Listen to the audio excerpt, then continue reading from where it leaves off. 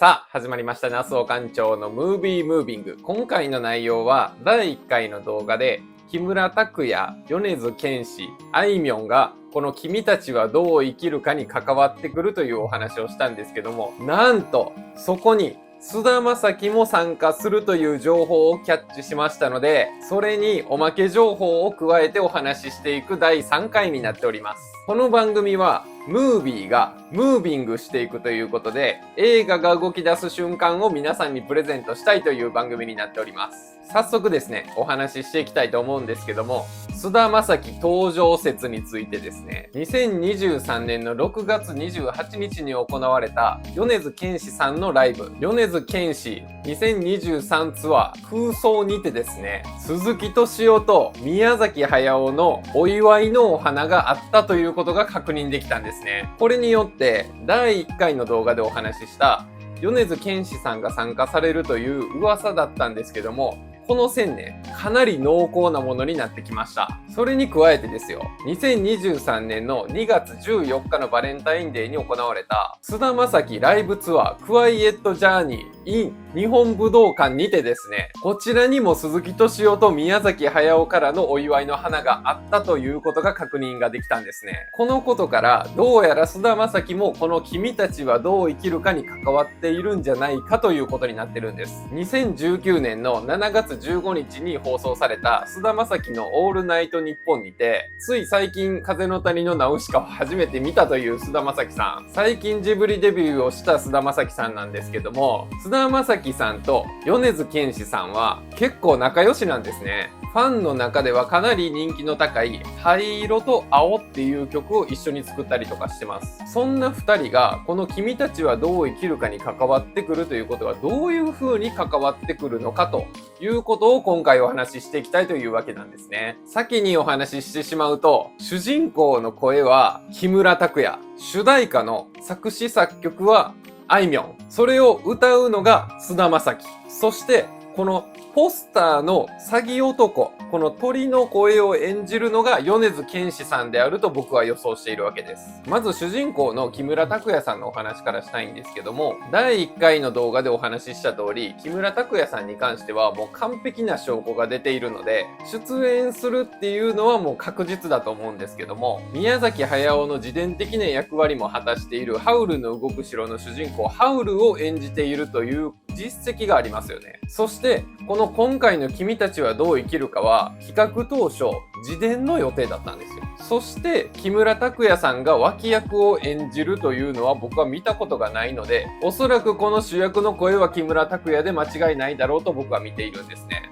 そして作詞作曲はあいみょんだと予想する理由をお話ししたいんですけども、あいみょんは10代の頃に書いた曲の歌詞の中で、生まれ変わったらスタジオジブリの助手になりたいという歌詞があるんですよ。それぐらいですね、昔からあいみょんはジブリが好きなんですけども、そのエピソードをですね、なんとプロデューサーの鈴木敏夫に、本人にですよ、鈴木敏夫がやっているジブリ汗まみれっていうラジオの中でもう直接その思いをぶつけまくってた回があるんですね。そんなあいみょんがこの君たちはどう生きるかに関わるということはですね、彼女の夢が叶ったということになるわけですよ。そんなあいみょんはシンガーソングライターなので、作詞作曲がもちろんできるわけなんですけども、彼女の歌の特徴というのはですね、鈴木敏夫や宮崎駿の年代から見るとですよ、どこか懐かしみを感じるような曲のテイストになっているという風に鈴木敏夫も話していたわけです。ちょっと浜田省吾のテイストが入っているこのあいみょんの曲っていうのは結構年上の男性にもすごく刺さるということなんですね。そういうポイントからあいみょんが作詞作曲を務めると僕は予想しているわけです。そしてそれを歌うのは菅田将暉。菅田将暉は俳優さんでもあるので、声優としてこの君たちはどう生きるかに参加するということがファンの中では囁かれているんですが、僕は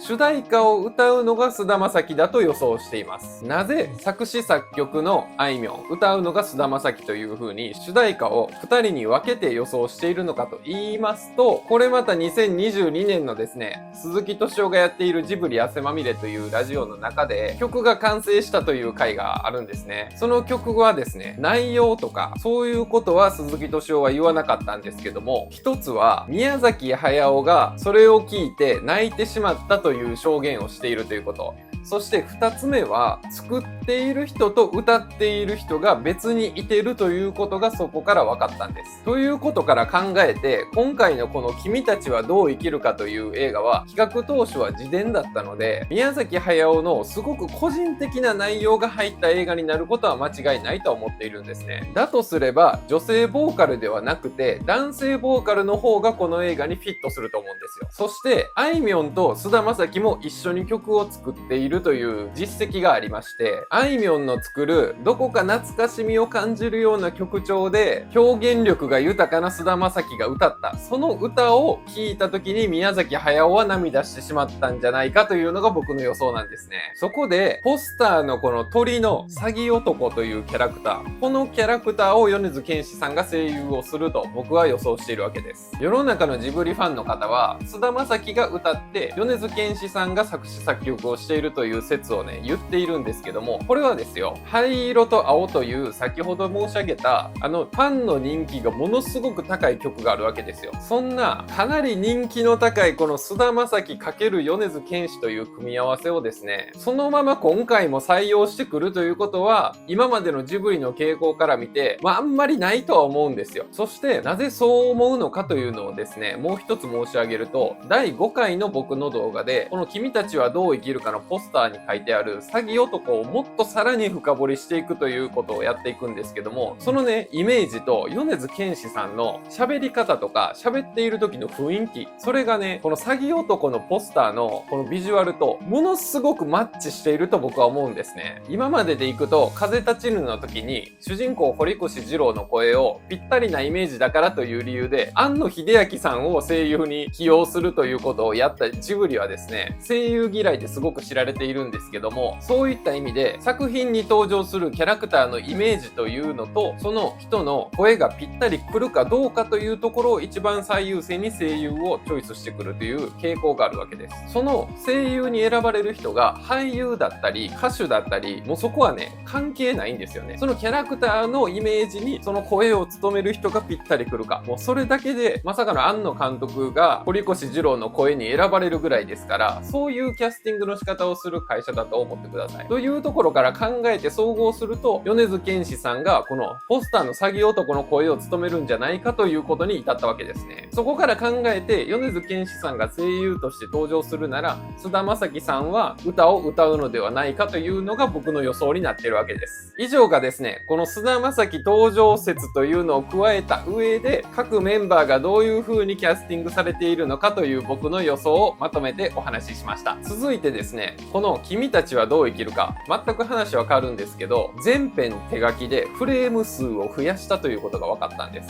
これはですね、アメリカのニュースサイトになってるんですけども、エンターテインメントウィークリーというサイトの中で鈴木敏夫のインタビューが掲載されてまして、そのインタビューの中でこの君たちはどう生きるかは全編手書きでフレーム数を増やしたので、1ヶ月に1分しか生産体力がないということを発言しているわけです。1ヶ月に1分しか作れない生産体力で今回の124分の映画を作るというのはものすごいことなんですけども、そこまでしてなぜこのフレーム数を増やすということにこだわったのか、そういうところを深読みしていきたいと思います。通常のアニメというのは1秒間に24フレームと言いまして、1秒間の中に24枚の絵が連続して映ることで僕たちの目は目の錯覚で動画が動いているように見えてるわけですね。それを1秒間に24フレームから30フレームまで増やしたんじゃないかというのが僕の予想なんです。このフレーム数を増やすというのがどういうことかというとですね、1秒間に画面に映っている情報量が多くなるということなんです。要は今まで見たことがないようなアニメ映画の映像を僕たちは見ることができるということなんですね。それを裏を返せば全編手書きでですよ、30フレームの映像を作るというのはディズニーやピクサーが得意としている 3D アニメの作品に対してもう真正面から喧嘩を売ってるみたいな形になってるわけですよ。それに加えて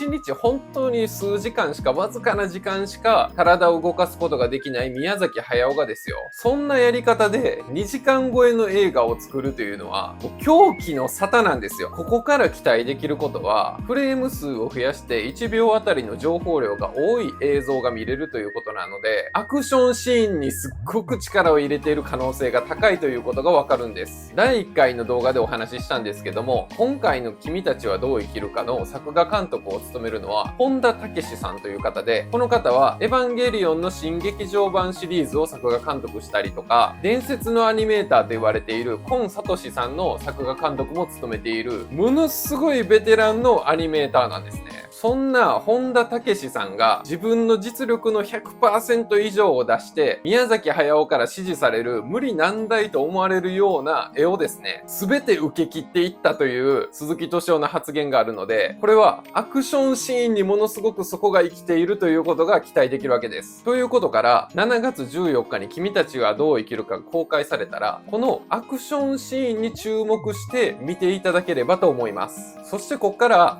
おまけ情報なんですけども、君たちはどう生きるかのサウンドトラックが発売されることが決定しました。発売日は2023年の8月9日となっていて、もう Amazon とかでは予約ができるんですけども、残念ながらその CD のジャケットの画像はまだ出ていないんですね。そのサウンドトラックが発売されるということで分かったのは、音楽を務めるのは久石譲であるということです。収録されている曲数は37曲なんですけども、これに関しては風立ちぬや崖の上のポニョとほとんど同じなので、特別多いというわけではないということが分かっています。今回君たちはどう生きるかの音楽を久石譲が務めたことによって、風の谷のナウシカからもうほとんど40年間ぐらいですね、宮崎駿が送り出している長編アニメーションの音楽は全て久石譲が担当したということになりました。そして最近ですね、久石譲は世界最高峰と呼ばれているロイヤルフィルハーモニーとともにですね、ジブリの楽曲を演奏した音源がクラシック界では一番老舗と言われている120年間の歴史があるグラモフォンというレーベルからアルバムを発売するということになりまして、それがついこの間ですね、6月30日に発売になっているんですね。これもものすごいことなんですけども、Apple Music などの配信サービスで今もう配信がそれで聴けますので、この久石譲のグラモフォンから発売されたこのアルバム、ものすごくいいので、ぜひ皆さん聴いてみてください。この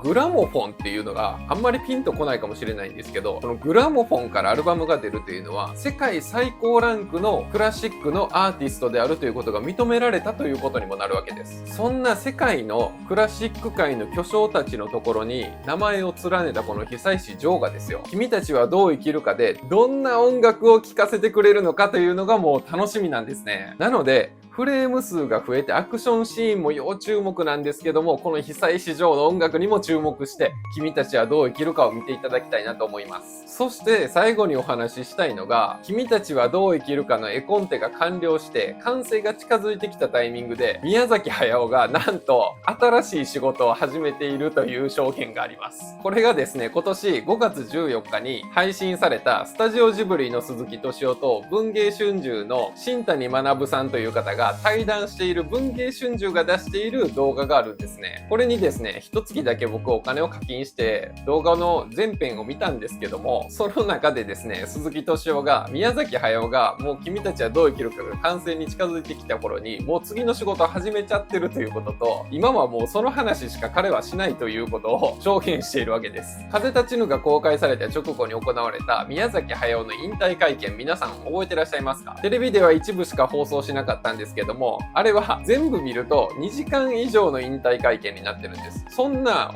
もうデカデカと引退会見をしたもう次の日ですね、同じ時間にスタジオジブリに来て同じ時間にスタジオジブリから帰るということを宮崎駿は実はやっているということがですね、この終わらない人という NHK のドキュメンタリーで分かったことなんですけども、実は宮崎駿というのは風の谷のナウシカが完成した時にもう監督はやりたくないと言ってもう解散しようとしたことがあるんですよ。その時からもう作品を作るごとに引退撤回引退引退撤回引退という形でもうずーっと繰り返し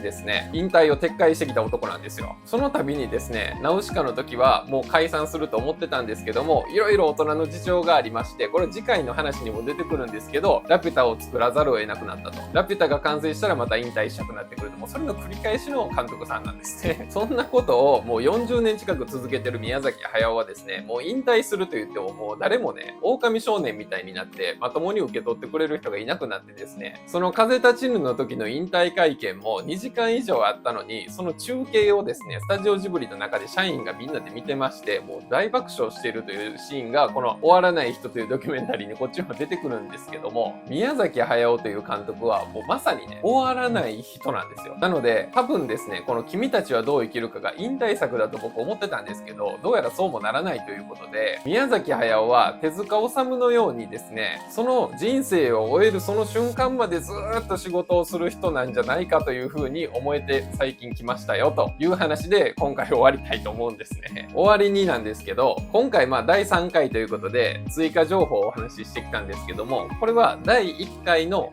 今分かっている情報のまとめという動画に対して追加になった情報がこの第3回になっています。そしてこのポスターの鳥の正体については第2回でお話ししているんですけども、次回第4回ですね。第4回の内容は、この宮崎駿という人物はですね、実はですね、ナウシカの時から生きるということのメッセージを強く押し出してきた監督なんですけども、だんだん時を経るごとに死の方に近づいていった監督なんですよ。この宮崎駿の作家性の変化というところをですね、この次の第4回でお話ししていきたいと思うんですね。それによって第5回にこの君たちはどう生きるかの内容を予想していく回をやっていくんですけども、今までのナウシカから続く一連の宮崎駿の流れというものを抑えた上で、この君たちはどう生きるかの内容を予想していかないと、一個の映画として見るんではなく、この宮崎駿の人生として見た方が解像度が高くなって、この物語の理解が深まると思うんですね。ということから、この君たちはどう生きるかを楽しみ尽くすにはですね、この宮崎駿の人生をある程度振り返らないといけないというのを、この次の第4回でやりますので、そちらもですね、7月14日の公開までに更新をして、そして第5回、この君たちはどう生きるかの内容を序盤、中盤、終盤に分けて徹底的に予想していきたいと思いまして、内容は実はもう僕は考えているんですけども、